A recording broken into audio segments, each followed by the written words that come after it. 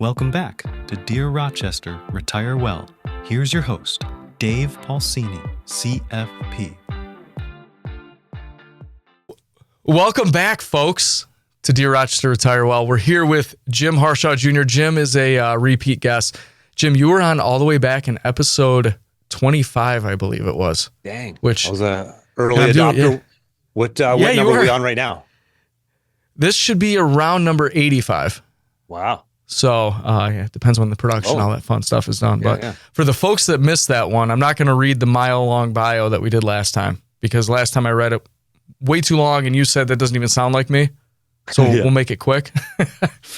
So folks, if you don't know Jim, and we'll get to the end on how you can find Jim and search him, but Jim is an NCAA Division I All-American wrestler. We can't see the cauliflower ear due to headphones on the podcast, Jim. Do you have to get special headphones?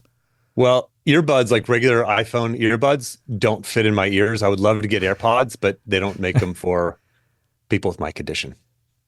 The good old college. Sounds like a market to be tapped, Jim. That's right. Absolutely. Jim is a former NCAA Division I head coach. Weren't you the youngest coach ever? I was the youngest Division I head wrestling coach in the country at the time, which just means I was simply the most unprepared, guy who messed up the most. So yes, I was the youngest Division I head wrestling coach in the country. All right. On the opposite side of screwing up, Jim is an internationally recognized TedX speaker, which I want you to share how people can find that, because it's a really good one about kids and failure. Jim's a personal performance coach. That's how I know Jim, and host of the podcast with how many episodes do you have now? You have approaching like 600 500, total. Like 470 something, 480, 470 something right now. Yeah. Yeah, and it's called Success for the Athletic Minded Man. And if people search that, will they find the Success Through Failure podcast? Yep. So it was called Success Through Failure for years. If you just Google Success Through Failure, you'll find that as well. So we just made the name change. Same subscription, same podcast, basically, same feed. We made that name change January 1st, 2024. Awesome. Can I ask you something that people probably have not asked you before? You ready? Let's hear it. Lay it on me. Jim, who are you going to vote for in this year's presidential election?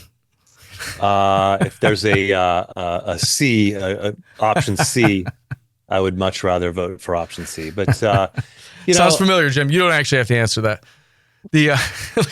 I hate politics, and I think we could do a whole episode, and I actually might do a whole episode on the psychology of politics. I believe. Yes. I believe we vote more for our tribe than we do our values. I think people don't understand the other side well, and if you can't explain the other side's position and why they feel that way, then you're not really trying to pay attention. Most people get their news all from CNN or all from Fox, and they're just getting half-truths, biased facts, and they're not really listening. And I really wish we would do that more in this world.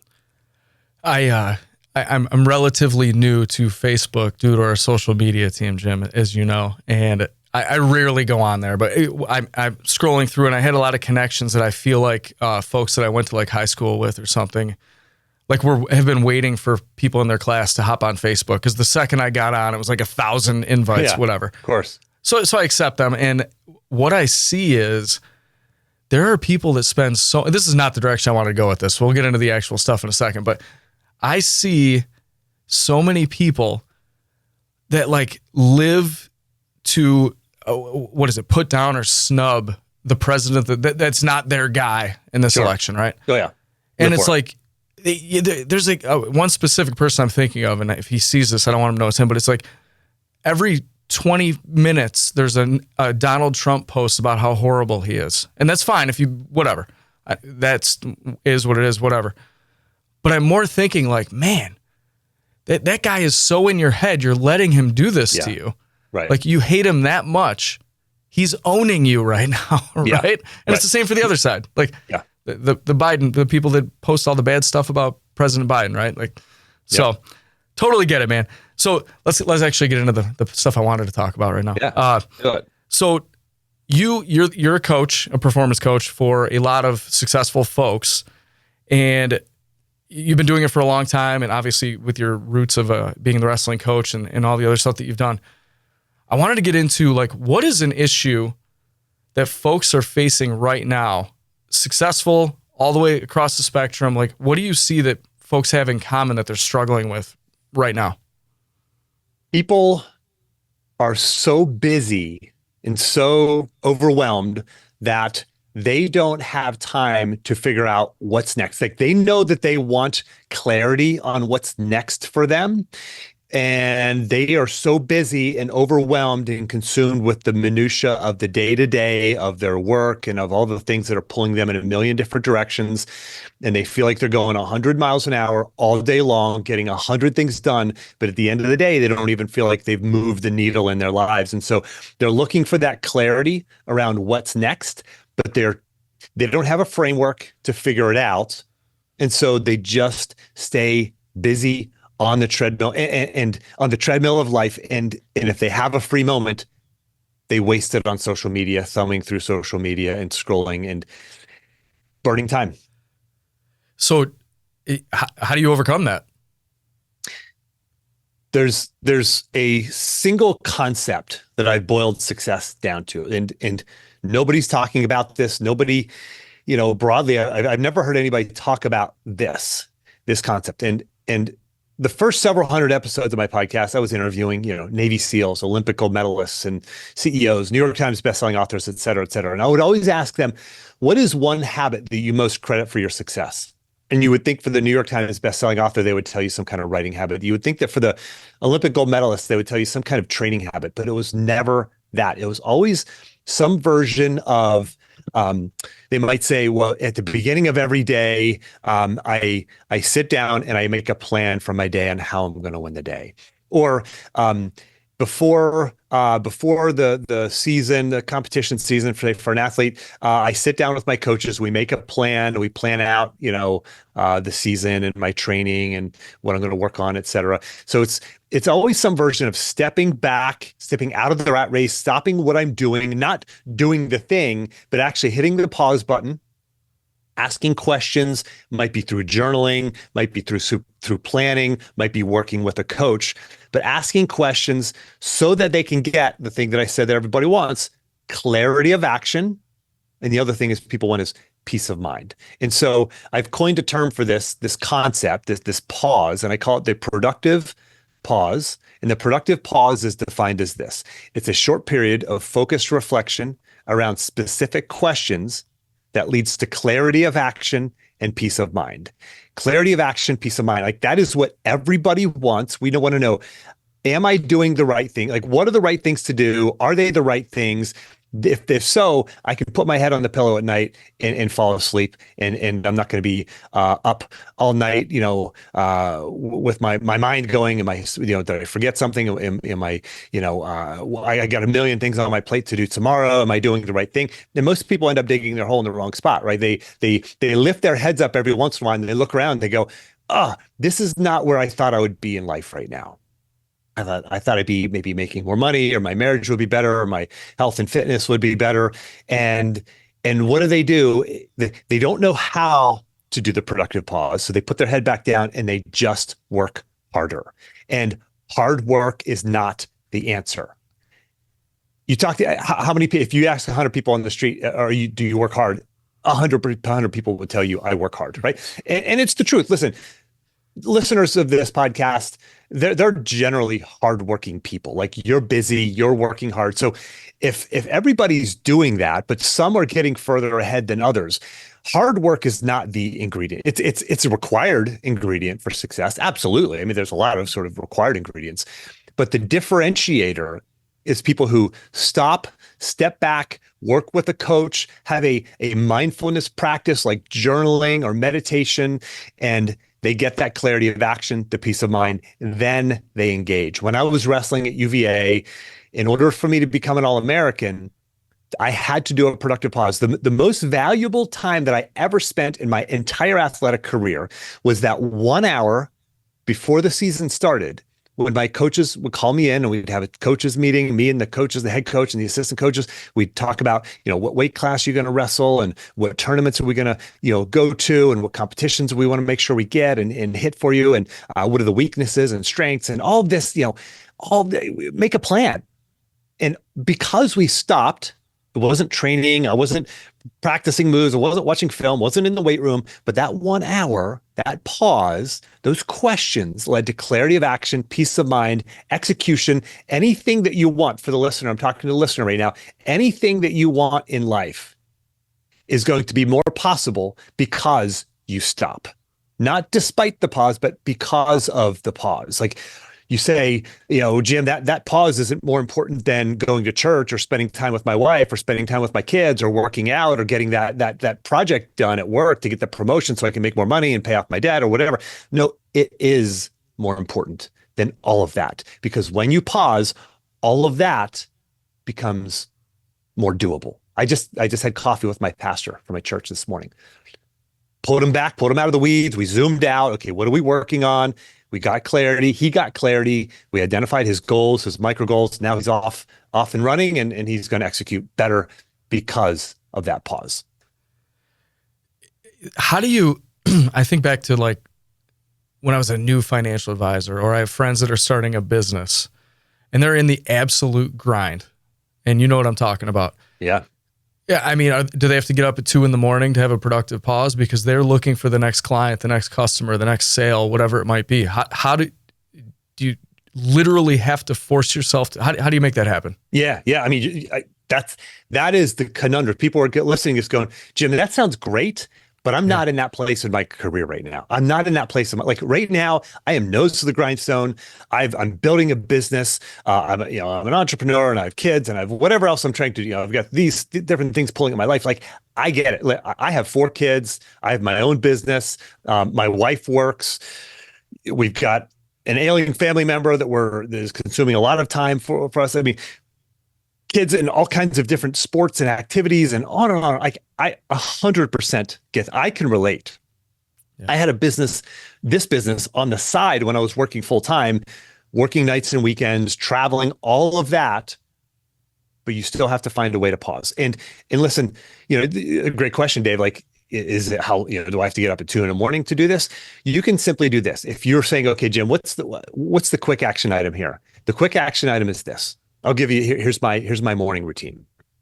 When I sit down at my desk, I have a journal. And for those watching the video, not listening just the audio, if you're watching on YouTube, I'm holding up my journal. And every morning, and listen, I don't do this every morning. I'm not perfect. But I do this. I do believe there's a point of diminishing returns for some habits, right? Like working out every day. I don't work out every day. I work out 3 to 5 days a week. But for this, I do this about 4 days a week, probably. And some days 5, some weeks 5, some weeks 3. But I simply write out 3 things in the morning. Number 1, what am I grateful for? 3 things I'm grateful for. Like, just 3 gratitudes puts my mind in the right spot. Number 2, what are 3 things I'm going to do today to make it a great day? Like, what do I have to do to make it a great day? Just quick and easy, sort of clarity of action for the day. And then I do 3 affirmations. There are 3 things, positive mindset things. I do a couple other like little, I review my micro goals and review my vision for my life. But if you only did this, if you took out a Post-it note, turned it away from your computer and before you turn on your email and everything, if you simply only wrote out, what are the 3 things I'm going to write, I got to do to win the day today. If that's all you did, you will find peace, you'll find clarity, you'll execute at a higher level. That is the minimum effective dose of a productive pause, but start there. And then, as you know, Dave, like, working with a coach and working with someone who has a framework to help you stop, pull back maybe once a month for maybe a half an hour to an hour, or even on a long, on once a year for a couple of hours, and really evaluate the year before, plan for the year ahead. There are different levels of productive pause, but every day you should have one that's at least a couple of minutes, monthly, at least 30 minutes to an hour, and then annually 2 to 4 hours. I typically do about a 5-hour productive pause annually. So there's so much there. For the listeners out there, I caught the fact that you said this was your side hustle before. Yeah. And you were working full-time doing something else. So there are a lot of folks out there that unfortunately don't want to be doing what they are doing. So how do they go from what they are doing, just like you did, to what you love? And then I want to jump into the framework that you talked about. And I want to talk about, don't let me forget, I want to talk about the focus that as a wrestler, right? You were focused on the one thing, and then as we get older, other things pop up. But first, how do you go from the full-time job that you may not love, and it may not be your passion, to what you truly want to do? Yeah, great question. So my job when I was working full time was, to be honest, it was my dream job. I was a fundraiser, major gift fundraiser for the athletic department at my alma mater. I was a wrestler there. I got to raise money for football and basketball and wrestling and lacrosse and soccer and all these great sports. It's, one of the best athletic departments in the country. We finished 5th in the Directors Cup just a couple of weeks ago. The final standings came out. I'm so passionate about athletics at my alma mater, and especially wrestling, of course. So I was wining and dining like wealthy people, and we got a great expense account, and I'm flying on the UVA private jet and all these. I mean, it's just such a, behind the scenes with, Power 5 football, getting on the sidelines. So much fun. Got to go to the Final Four and watch my alma mater, win the national championship in 2019. And it was all paid for, right? It was like, everybody's, this is a vacation for people. I'm like, yeah, this is another day at the office. I had my dream job. And so for me to actually have to dedicate time to creating my dream business, it was even harder than, I wasn't driven by some oh, I hate my job. So if you have that going for you, like count that as a positive. Don't count that as well, I hate my job and it's hard for me to get motivated to build a side. No, you've got extra fuel for your fire. So I was working nights and weekends, at least 60 hours a week, I was traveling, et cetera. Have family of 4, 4 kids, I should say, my wife and I had 4 kids, family of 6. You have to find a way to carve out the time. And how did I do this? I started waking up earlier. If you wake up earlier, 1 day or 1 hour per day for a year, this math sounds wrong, but it is right. Look this up. 9 40-hour work weeks. 9 40-hour work weeks. 1 hour a day. Okay, 1 hour a day. So I gained myself that 1 hour. So I'd wake up 1 hour earlier. I'm not a morning person, but I started waking up early. And so what did you cut back on, Jim? Well, I cut back on my workouts, right? Minimum effective dose of my workouts.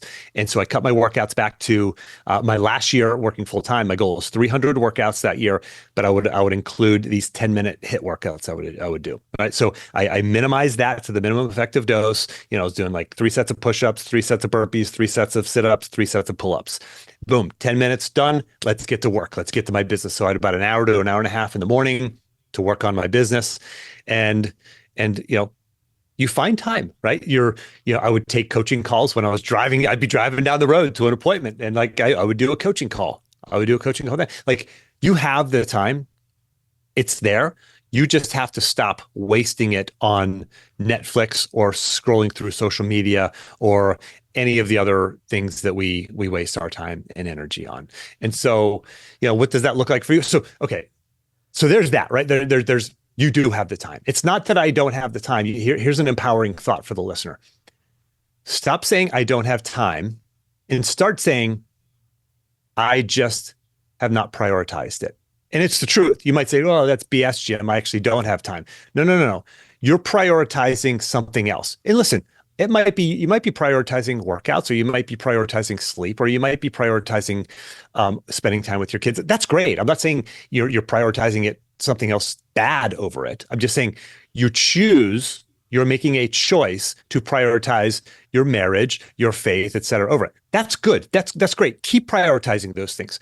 What I'm saying is, are there things in there that you're prioritizing, maybe watching the football game on Sundays, that you're choosing to prioritize over building your business, over investing time in, I don't know, working out, losing the 10 pounds that you want to lose, whatever it is.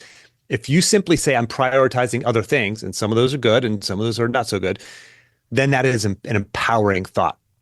Okay, so let's put a pin in that. So you've got to find the time. You do have the time. You're just prioritizing something else. So that's okay, but you have to figure out maybe what you can prioritize, bump down the list so you can bump this up.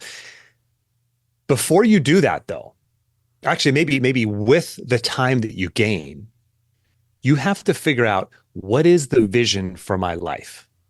What is it that I'm actually motivated to build, right? Is it a side hustle? Is it a new skill so I can get the promotion that I want? Is it a new skill so I can, maybe it's a couple classes back in college, and so you can get a different degree. And like my wife did a few years ago, and she got a different degree and changed careers from a licensed counselor to a school counselor. And so she has summers off. And so she made that choice, right?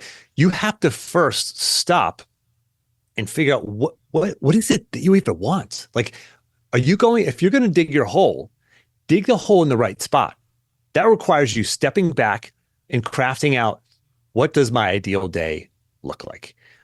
And listen, you have to take the guardrails off. This can't be like, yeah, it's kind of like doing a little bit of what I'm doing now, but just like a little bit better. No. That's not what we're talking about. We're saying, if you had a magic wand, what would your life look like? That is the vision. That is exciting, right? And listen, it's not going to be sipping Mai Tais on the beach, because you're going to get bored of that in a day or a week. Like, it is some different version of life that is above what you're living right now. Maybe it's more balanced. Maybe you're working out more. Maybe you're making twice as much money. Maybe you have a business. Maybe you're a CEO. Maybe you're in a different role.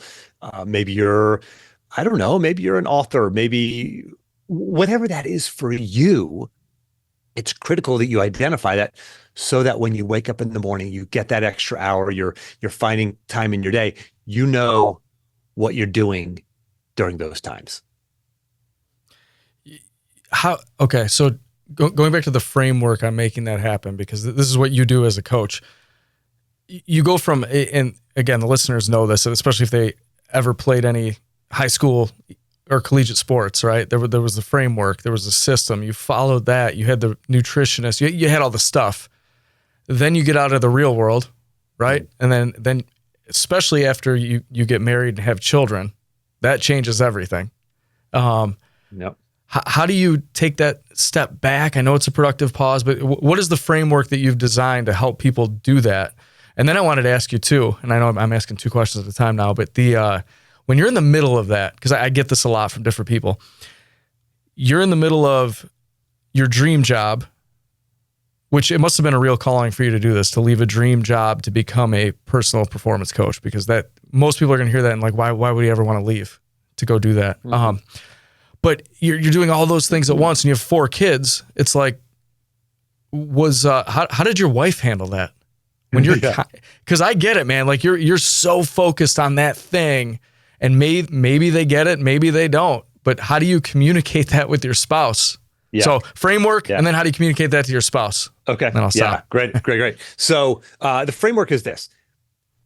For anybody who's listening, if you were ever an athlete, high school, elementary school, doesn't matter, like at any level, if you were ever maybe part of, you played an instrument, maybe you were in the military, anything like that, there's a level of clarity that comes with those roles. And I'll be honest, there's a level of clarity that comes with our lives up until we hit, I don't know, maybe 35 years old or so, right? There's you graduate high school, and then you're supposed to go to college, and you go to college, and then you're supposed to get your first job, and you buy the car, and you buy the house, and you get married, and the kids, and like there's these sort of checklists that we feel like we're supposed to do that society sort of, puts upon us, and right, not everybody has that same path and whatnot. But generally speaking, that is kind of what you're quote unquote supposed to do in America. And you get to a certain point, and in the mid 30s or so, maybe some people a little earlier, some people a little later, where you go, okay, I've checked all these boxes, and now what? Like, that's the end of the roadmap. The roadmap ends there, and the rest of it, it's like, okay, there's no plan here, right? Like, what do I do now? And that's where the sort of midlife crisis comes along. That's where people kind of get to that point where they go, man, I've got more potential. I know there's more in the tank. I want to get to that next thing. To be honest, I don't even know what that next thing is. And I don't even have the framework to figure out what that is. And to be honest, I'm too busy. I don't even have the time to do it, even, to figure out what that is, because I'm so busy, right? So the framework is this. When you were competing as an athlete, when you were in the military or in some sort of infrastructure environment like that, there's a level of clarity that comes in. As an athlete, very clear. When we know what success looks like. It's winning making the starting lineup, winning the game, winning the match, winning the competition, making it to the postseason, being on the top of the podium, all of that, very clear, black and white. We get out here in the real world. It's not. It's just, you scroll through social media or drive down your road or talk to some friends, and you'll see there's 100 different ways that success can look like. And so first we have to go, what is the vision for my life that aligns with me? Like, what is the vision that is exciting to me? Not what society tells me I should want, but what is actually exciting to me? So this is the first part that you have to do. And this is what high performing athletes have, right? You think of, the best athletes in the world. I mean, it's very clear what success looks like. It's the championship at the end of the year. And so that's the first part, vision. And then what are the underlying core values under that, right? That's step one of a 4-step framework. Step one is vision and extracting what are the core values from that, right? We have a process for this, of course, as you know. And then the second part is we have to create goals that align with that vision, goals that align with that values, not goals that align with what my parents want for me or what social media tells me I should want, or not basing your goals based on what's parked in your neighbor's driveway. Basing your goals, aligning your goals, tethering your goals to your vision for your life and what your core values are. Now, you referenced something earlier that said about like this sort of single-minded focus as an athlete. When I was an athlete, it was single-minded focus. It was really about wrestling. Everything else was secondary, right? Academics, I'll be blunt, academics was secondary. I mean, I went to a great school, the number one public school in the country, and got good grades and 4.0 in grad school, et cetera, et cetera. But like that was all secondary. Social life, secondary. I had a single-minded focus. Out here in the real world, we can't afford that, right? We have relationships, we have family, we have health and wellness that we have to pay attention to, and we have our career, our wealth, our income, our business. So we set goals in 4 different areas: relationships, self, health, and wealth, right? So we have that very clear framework that is different than, say, the athlete or someone who, played an instrument or was in the military. Like very clear delineation of these different goals. Because listen, we're not trying to like shortchange our family and shortchange our health and wellness so we can make a ton of money. We want to make a ton of money and be fit and have great relationships, right? Both and so this is the second piece, having those aligned goals. And then, and by the way, there has to be a mechanism for tracking this, for scoring this, et cetera. Just like in sports, you have a win-loss record, you have a scoreboard, you're tracking your metrics, whether it's your bench press or your 40 time or whatever it might be. You have to have a system to track this. And this is what we do with our clients, of course, is we have a tracking system. And then the third part, so the first part is vision and values. Second part, aligned goals. Third part is, as an athlete, I had what I call an environment of excellence. The environment of excellence is I had coaches to kick me in the rear end if I needed a kick, or pick me up and dust me off if that's what I needed.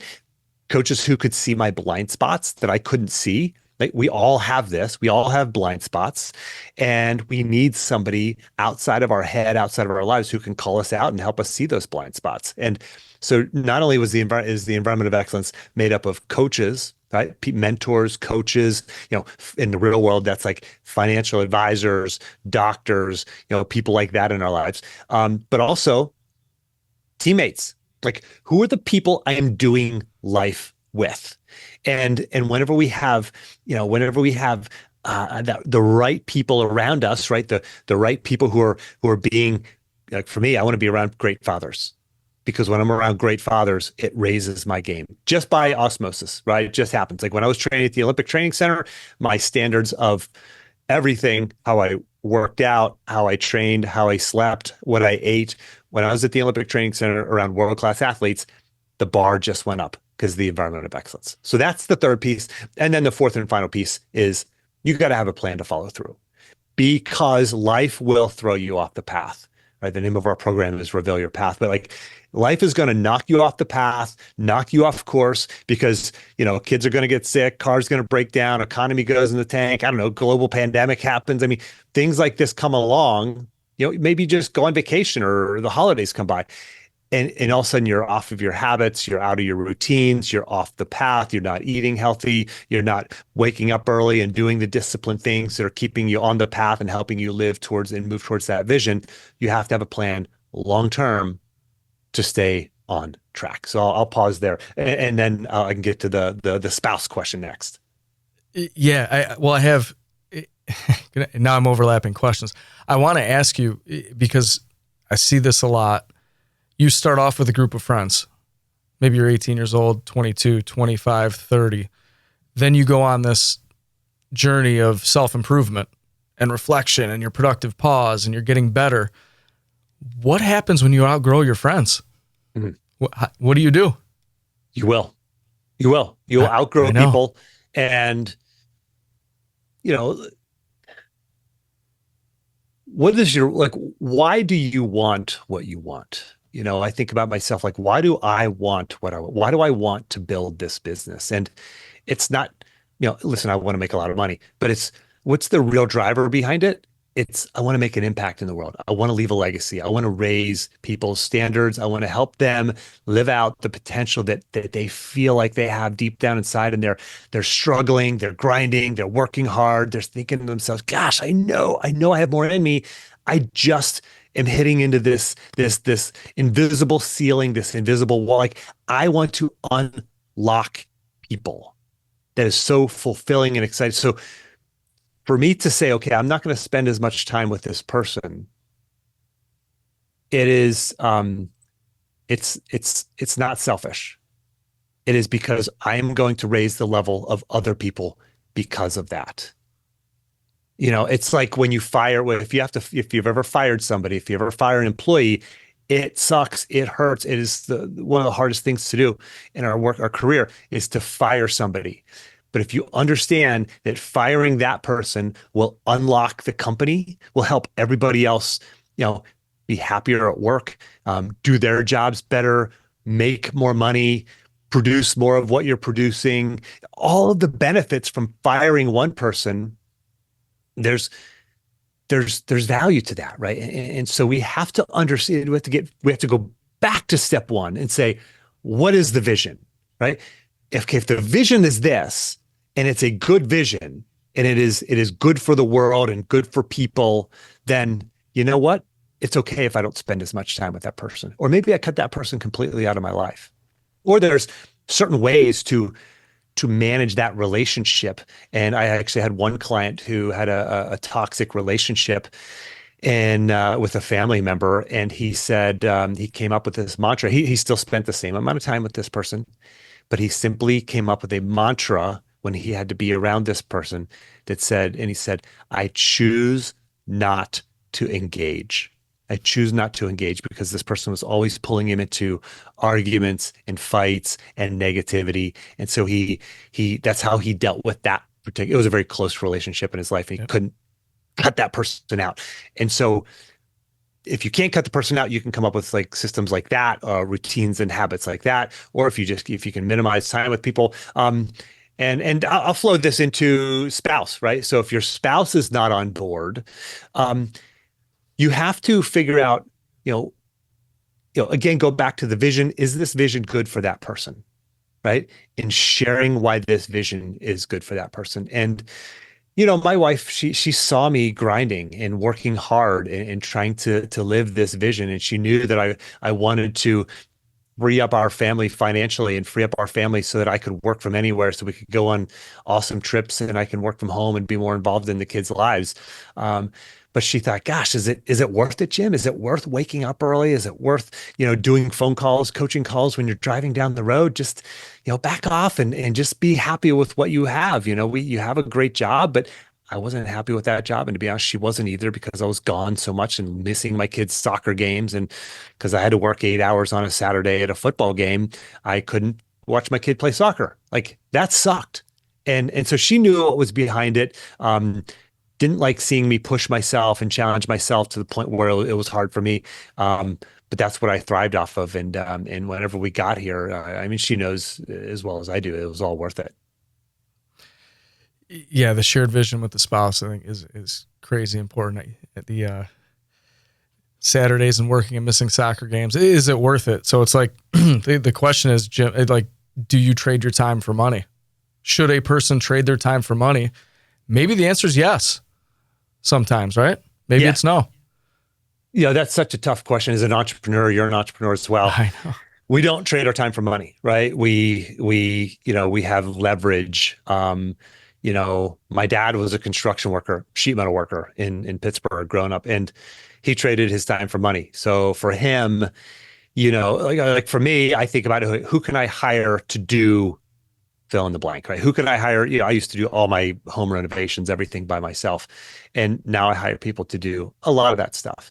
And it's because I can take that same amount of time and energy and invest it in my business and get a greater return on that, right? There's a short-term and a long-term ROI on that. And that's not the case for everyone. And so, there are a lot of entrepreneurs who say everybody should be an entrepreneur. Hey, listen, it's not for everyone, right? There's scary days and there's failures and there's a lack of comfort as an entrepreneur that you can have some security, not, don't be fooled into thinking you have absolute security in a job, but there is some level of security depending on the job you have and the role you do. That comes with being an employee and where you're trading time for money. But I still even challenge the employees listening to think about, how can I think at a higher level? How can I work smarter, not harder, the old cliche?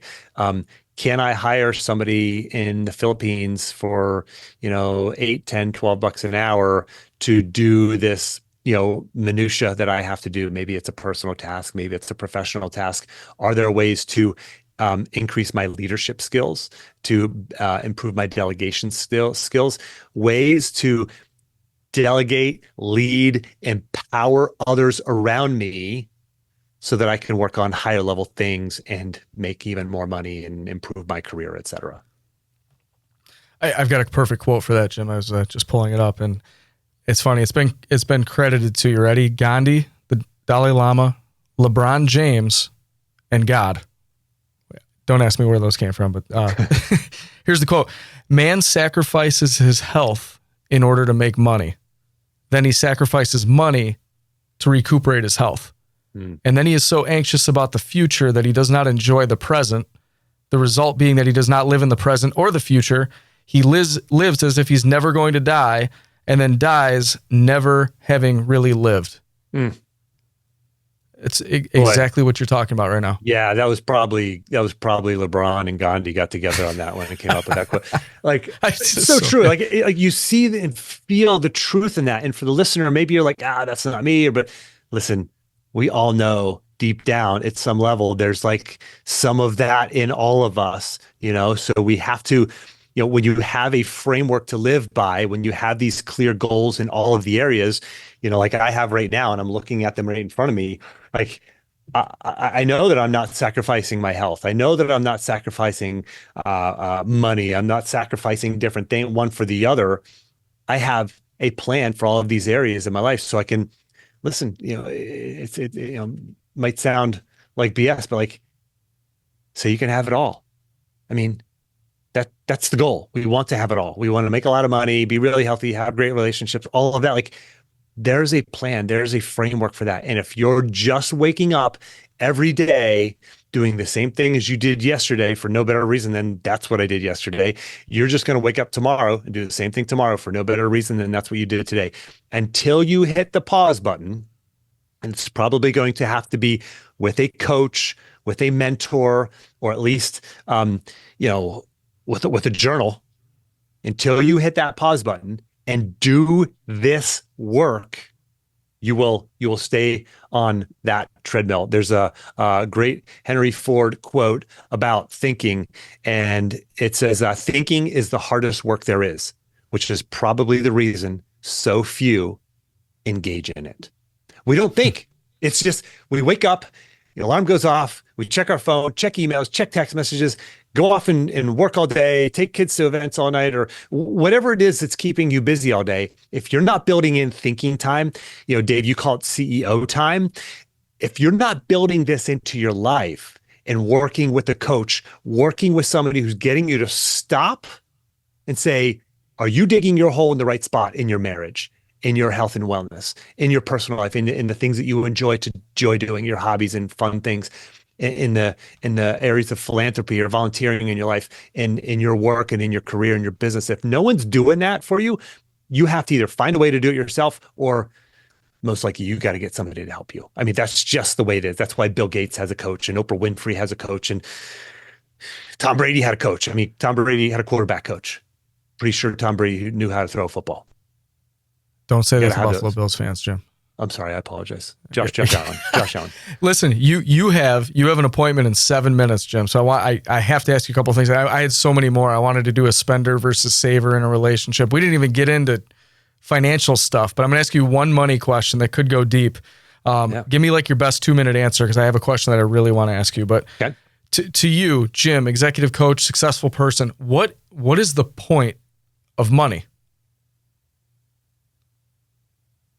Boy, that's a great question, and that could be a long, deep answer. Mm-hmm.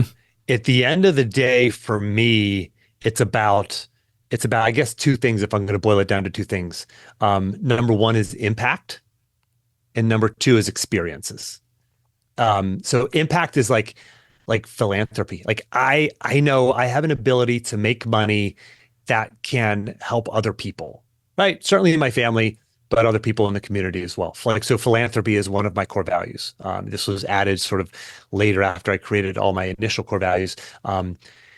Philanthropy is a core value for me. So impact, giving it away. I have friends who give away millions, and I aspire to do the same in my life. And then experiences is experiencing the world, right? With my kids, with my wife, with my parents who have had some great experiences. I want them to experience some things that they've always desired to experience. So I would say those are the two things, right? Impact, whether it's through your church or nonprofits, and then experiences. I love it. And it's different for everybody. Yep. Security is a big one for a lot of folks. Sure. That's probably one of the most popular security. No, absolutely. For the sake of time. All right, Jim, last question. You ready? It's really important. If Jim were to wrestle his 23-year-old self right now, what would the result be? It would be so devastatingly ugly right now. And I'm in really good shape. And here's why I know this. I was a Division I All-American. Shortly after college, I was like beating up guys who were 2-3-time All-Americans in the UVA wrestling room, and I was like toe to toe with these guys and beating them a lot of times. This is 10 years after I stopped wrestling, and 10 to 15 years after I stopped wrestling. So I'm more like 20 years after now. I would say it was about 10 to 12 years after. Then once I got away from wrestling for a few years and I stepped back on the mat and I was wrestling with a guy on the team. He was nowhere near an All-American, good wrestler, national qualifier, but not an All-American. And he was like just total control of me. And I'm like, oh my goodness, have I lost a step, 2 or 3 or 5 steps? So it would be ugly. It would be ugly. So for my wife, I have a 6-year-old son, and she says he's not wrestling. How handy of a life skill is wrestling? This is coming from a Division I All-American and coach. Tell her, Jim. I'm trying to be as objective as possible. It is the greatest sport, and here's why I think that my belief is true. And listen, I know it's an opinion. How many friends do you have and do I have that played? I have friends who played football in Division I college and wrestled, friends who were athletes in other areas. I have a friend who is, he's the national championship head soccer coach at UVA. They've won several national championships. He said wrestling is the hardest thing he's ever done. He was a high school wrestler as well. I know so many athletes that have said wrestling is the hardest and it is the best sport. It is the one that prepared me most for life and that prepared me most for any other hard thing that I've done. And so the mental toughness that it requires, the individuality requires me to wake up and do the hard thing, me to not depend on somebody else, me to not blame somebody else. Like, it is such a necessary life skill for young people. And it's handy. What was Dan Gable's quote after wrestling? Everything is easy. Everything else is easy. Yeah, not to mention the fact, like, listen, self-defense, I feel like I can defend myself against anybody. It's just, there's a level of confidence that comes with that too. 100%. At least you have a chance, right? You got a chance. Yep. So, all right, Jim, appointment in 2 minutes. How do our listeners get a hold of you if they want to find you? Yeah, just Google my name, Jim Harshaw, Harshaw. If you go to jimharshawjr.com, you can book a free clarity call with me, one-time call. You can find me on social media. Check out the podcast. Again, just go to any podcast platform, Google my name. You'll find Success for the Athletic-Minded Man and all the hundreds of episodes. So those are the two places, the podcast and the website. I love it, man. Hey, listen, I appreciate your time. I'm going to see you in an hour for our own coaching. For the listeners out there, I do work with Jim. Disclaimer, right? I'll see you soon, Jim. Appreciate the time. Thanks a lot, man. Have a great day. Appreciate you, Dave. Thank you for listening to the Dear Rochester Retire Well podcast. The information represents the views and opinions of the guest and does not necessarily represent the views and opinions of 6 Point Financial Partners. The content has been made available for informational and educational purposes only. The content is not intended to be a substitute for professional investing advice. Always seek the advice of your financial advisor or other qualified financial service provider with any questions you may have regarding your investment planning.